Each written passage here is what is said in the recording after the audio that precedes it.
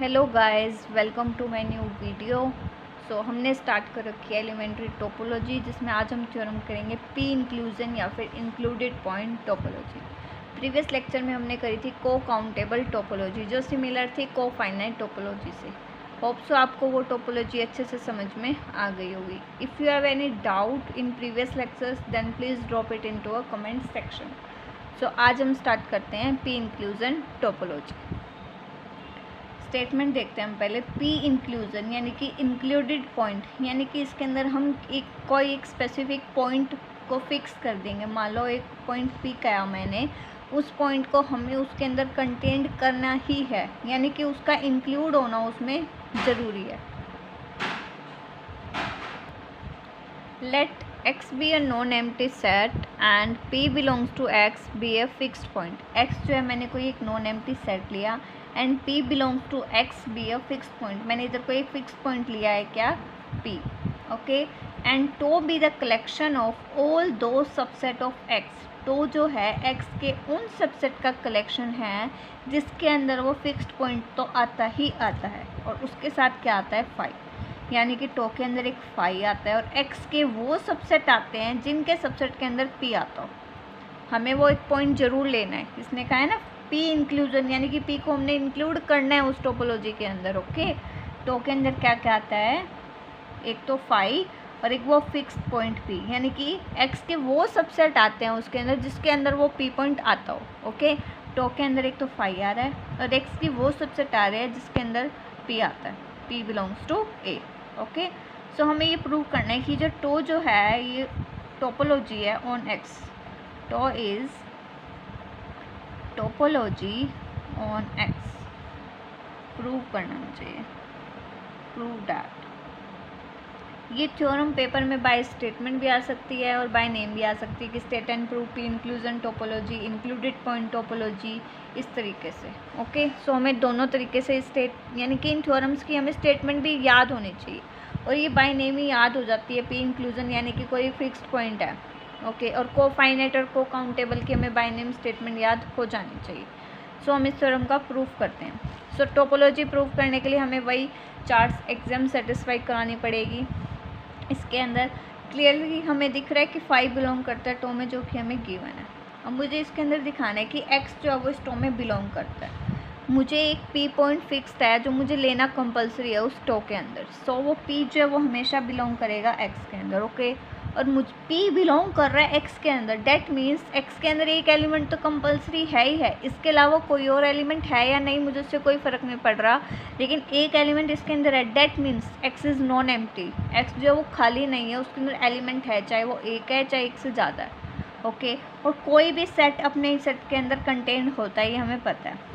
अब P जो है बिलोंग कर रहा है X से, डैट मीन्स मुझे एक ऐसा सबसेट मिल गया जो यानी कि X का मुझे एक ऐसा सबसेट मिल गया जिसमें वो P बिलोंग कर रहा है। टोपोलॉजी यही कहती थी ना कि X के वो सबसेट जो P को बिलोंग करते हो। बस X का मुझे एक वो सबसेट मिल गया जो खाली नहीं है और खुद में भी कंटेन है। खुद में कंटेन करने का क्या मतलब है, वो P बिलोंग कर रहा है उस X से, है ना। सो X किस में बिलोंग कर गया हमारे पास, इधर टो में। Okay, now come to the third property जिसके अंदर हमें यूनियन दिखाना होता है। सो यूनियन के लिए वही सेम प्रूफ है। मैं कोई टो के मेंबर्स की एक फैमिली ले ली मैंने। Let a alpha where alpha belongs to some cap be any member of tau, then हो सकता है इनकी यूनियन जो है फाई आए और हो सकता है इनकी यूनियन फाई ना आए। यस, अगर इनकी यूनियन ए अल्फ़ा जो है फाई है, फाई मुझे पता है वो बिलोंग करता है हमारा टो में, डेट मीन्स हमें वो गिवन ही है कि टो के अंदर क्या आ रहा है, फाई। ओके, सो हमारा इधर फाई बिलोंग कर गया टो से, तो यूनियन ए अल्फ़ा भी बिलोंग कर गई हमारी टो में। अगर इनकी यूनियन फाई नहीं है, डेट मीन्स इनकी यूनियन एम्प्टी नहीं है, इसके अंदर एक एलिमेंट जरूर है, तो उधर मिलेगा मुझे कम से कम एक ऐसा बिटा जो बिलोंग करता है उस कैप से, such that a beta is not equal to phi.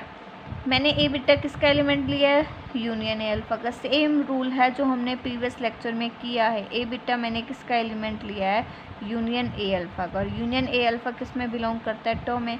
तो ए बिटा भी किस में चला गया, टो में। ए बिटा भी बिलोंग कर गया टो में। और टो के अंदर एलिमेंट कौन से थे, टो के अंदर थे ही वो एलिमेंट जो, यानी कि जिसके अंदर पी आता ही आता है, वो फिक्स पॉइंट आता है। So fix point a beta भी टो में बिलोंग करता है, तो टो की प्रॉपर्टी के अकॉर्डिंग पी भी बिलोंग करेगा ए बिट्टा के अंदर, क्योंकि टो के अंदर आते ही वो सेट है उसके जिसके अंदर वो फिक्स पॉइंट ज़रूर आता है। सो पी भी बिलोंग कर गया हमारे ए बिट्टा के अंदर। ओके, इधर ये रीज़न लिखा है ए बिट्टा बिलोंग करता है टो में, सो पी भी बिलोंग कर गया हमारा ए बिट्टा में। ओके, अब मुझे पता है ए बिट्टा किसका एलिमेंट है, यूनियन ए अल्फ़ा का, है ना। ए बिट्टा मैंने लिया ही यूनियन ए अल्फ़ा से है। So A beta contained in union A alpha. अगर मैं इस प्रॉपर्टी का इधर यूज़ करूँ, तो देखो इसने ये किस तरीके से ये चीज़ लिखी है, पी बिलोंग करता है ए बिट्टा से, और ए बिट्टा किस में कंटेंट है, यूनियन अल्फ़ा ए अल्फ़ा में, राइट। पी बिलोंग करता है ए बिट्टा से, और ए बिट्टा किस में कंटेंट है, यूनियन अल्फ़ा ए अल्फ़ा से, इस प्रॉपर्टी के अंदर। सो डैट मीन्स पी किस में भी बिलोंग कर गया, यूनियन अल्फ़ा ए अल्फ़ा में, राइट। पी बिलोंग कर रहा है ए बिट्टा से, और ए बिट्टा किस में कंटेंट है, यूनियन ए अल्फ़ा में। अब आप कहोगे ए बिट्टा किस लिए कंटेंट है यूनियन ए अल्फ़ा में, अरे ए बिट्टा मैंने मेंबर ही लिया किसका है, ए अल्फ़ा का। मैंने ए बिट्टा किसका मेंबर लिया है, ए अल्फ़ा का, तो उसमें तो कंटेंट होगा ही। सो पी बिलोंग्स किस में कर गया, यूनियन में। अब पी बिलोंग कर रहा है उसकी यूनियन में, वो फिक्स पॉइंट उसकी यूनियन में भी है। सो डैट मीन्स वो उसकी टो की प्रॉपर्टी को सेटिस्फाई करे, क्योंकि टो के अंदर आना ही वो सेट थे जिसके अंदर फिक्स पॉइंट कंपल्सरी आना। सो पी उसकी यूनियन में आ गया, तो डैट मीन्स यूनियन किस में बिलोंग करेगी, हमारी टो में। लेट्स अगर हम फोर्थ प्रॉपर्टी की इधर बात करें, सिमिलरली जो हमने प्रीवियस लेक्चर्स में किया है वही वर्क करना है हमें। इधर मैंने A1 और A2 दो टो के मेंबर ले ली, टो के मेंबर हैं तो वो टो की प्रॉपर्टी को सेटिस्फाई करेंगे। और टो की प्रॉपर्टी क्या थी, उसके अंदर वो फिक्स पॉइंट आता है, डैट मीन्स वो P किस में बिलोंग करेगा, A1 में, और P बिलोंग्स करेगा A2 में, क्योंकि A1 और A2 मैंने टो के मेंबर लिया था, टो की प्रॉपर्टी के अंदर ये चीज़ उसमें अवेलेबल होगी। अगर उनकी इंटरसेक्शन 5 है और टो में गिवन है कि 5 बिलोंग कर रहा है टो में, तो उनकी इंटरसेक्शन किस में बिलोंग करेगी, टो में। अगर उनकी इंटरसेक्शन 5 नहीं है, अगर उनकी इंटरसेक्शन 5 नहीं है तो A1 भी 5 नहीं होगा और A2 भी 5 नहीं होगा, राइट। और हमें पता है कि A1 और A2 किस में बिलोंग करते हैं, टो में। सो P बिलोंग कर रहा है A1 में भी, और P बिलोंग्स टू A2। एक second, P belongs to A2, इधर मिस्टेक्स थी थोड़ी, इधर P बिलोंग्स टू A2 आया। अब कोई एलिमेंट A1 में भी और A2 में, डैट मीन्स वो उन दोनों में क्या है, कॉमन। कोई एलिमेंट A1 में भी और A2 में, डैट मीन्स उन दोनों का कॉमन पॉइंट मिल रहा है मुझे, और कॉमन पॉइंट निकालने को बोलते हैं इंटरसेक्शन। सो कि P किस में बिलोंग कर गया, A1 में इंटरसेक्शन A2 में। ओके, अब P बिलोंग कर रहा है उस सेट से, डैट मीन्स टोपोलॉजी की प्रॉपर्टी के अकॉर्डिंग अगर P बिलोंग कर रहा है उस सेट में, तो वो सेट किस में बिलोंग करेगा, हमारा टो में। सो A1 इंटरसेक्शन A2 भी हमारा किस में बिलोंग कर गया, टो में। सो एक बार हम दोबारा देख लेते हैं कि हमने इस थ्योरम में किया क्या था। हमने किया P इंक्लूजन टोपोलॉजी। इसके अंदर इंक्लूजन है, मतलब हमें एक पॉइंट को इंक्लूड करना ही करना है। इधर टो के अंदर क्या क्या आ रहा है, 5 आ रहा है, और X के वो सबसेट आ रहे हैं जिसके अंदर वो फिक्स्ड पॉइंट आता है। सो मुझे इस टो को टोपोलॉजी प्रूव करना था X पे। इधर मुझे 5 क्लियरली दिख रहा है कि वो टो में बिलोंग करता है, 5 बिलोंग कर रहा है टो में जो गिवन है। सो फर्स्ट प्रॉपर्टी हमारी हो गई थी। सेकंड प्रॉपर्टी के लिए हमने किया P बिलोंग्स कर रहा है X से, वो फिक्स पॉइंट हमने लेना ही है उस सेट से। अब किसी सेट में वो पॉइंट आ रहा है, डैट मीन्स वो सेट खाली नहीं है, मैंने लिया ही है P बिलोंग्स टू X, इसका मतलब उसके अंदर एक एलिमेंट तो है ही, तो वो सेट एम्प्टी नहीं है। और कोई भी सेट खुद के अंदर कंटेन होता ही है, तो वो P किस में बिलोंग कर गया, X में। तो कोई फिक्स पॉइंट उस सेट में है तो टो की प्रॉपर्टी के अकॉर्डिंग सो X भी किस में बिलोंग कर गया, हमारा टो में। और थर्ड प्रॉपर्टी के लिए हमें उसकी यूनियन दिखानी होती है, तो यूनियन के लिए हमने सेम पैटर्न किया है जो हमने प्रीवियस लेक्चर्स में किया था।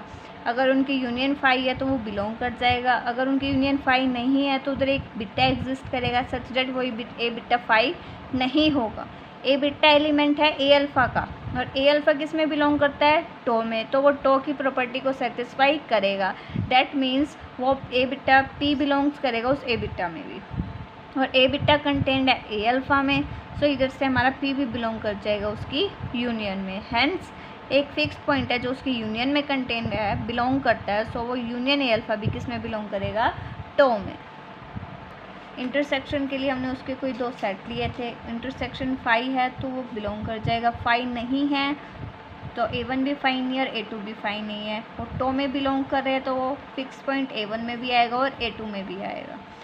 2 पॉइंट जो है वो अलग अलग, एक पॉइंट दोनों सेट में है, डैट मीन्स P जो है कॉमन है, A1 में भी A2 में भी कॉमन पॉइंट है, डैट मीन्स वो उनकी इंटरसेक्शन में आएगा।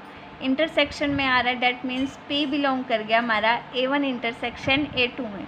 कोई फिक्स पॉइंट हमारा बिलोंग कर गया टो में, that means A1 intersection A2 किस में बिलोंग कर गया हमारा, टो में। Hence prove this theorem. So हमने इस लेक्चर में देखा इंक्लूजन पॉइंट टोपोलॉजी का, हम नेक्स्ट लेक्चर में देखेंगे एक्सक्लूडेड पॉइंट टोपोलॉजी। अगर हम किसी पॉइंट को टोपोलॉजी में से हटा दें तो उसका उस पर क्या इफेक्ट पड़ेगा।